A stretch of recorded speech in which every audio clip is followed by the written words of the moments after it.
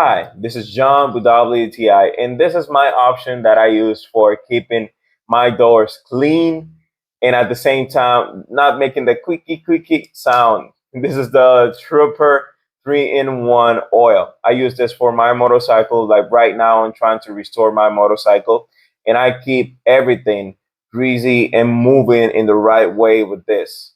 Something I like about this is like the high quality that Trooper always has with all of his products. I own several products from this company and they all just work perfectly.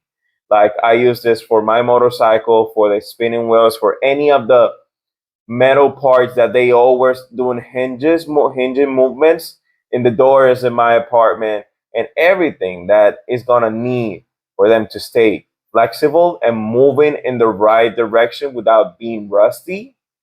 This product works great for them. It's an 3-in-1, so it's making the whole oiling process. It's taking out some dirt, and at the same time, it's keeping all of your metals working, doing hinging movements in the right way.